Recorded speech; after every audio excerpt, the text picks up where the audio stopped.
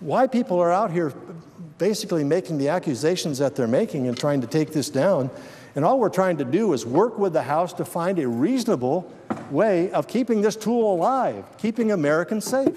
So that's my response to the Senator. Further question. Would the Senator suspend under previous order? Mr. President. All time for debates expired.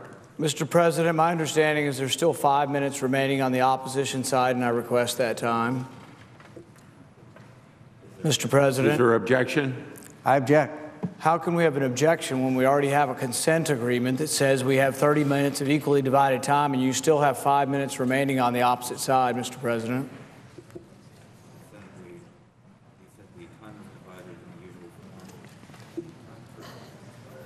The time was divided in the usual form, and the time for debate has expired. Mr. President, the time couldn't have been divided equally because apparently somebody must have given one side more time than the other.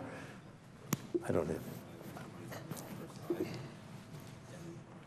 The Democratic time was 5 minutes of Democratic time was used. The 5 minutes of time that was allotted to the Democrat side was unused, and it was equally divided at 23 minutes apiece.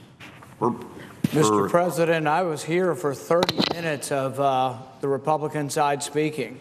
I sat in my seat for 30 minutes, so there was not 23 minutes of equally divided time. President, let's have the regular order. But obviously, people don't know the rules of the Senate. Maybe they should learn off the Mr. floor. President, I request the remaining 5 minutes of time on the opposite side.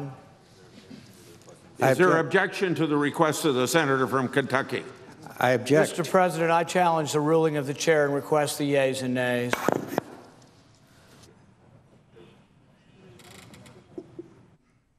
Is there a sufficient second? Is there a sufficient second? There doesn't. Yes. There is not a sufficient second. Mr. President, I request a live quorum call. The clerk will call the roll. Mr. Alexander.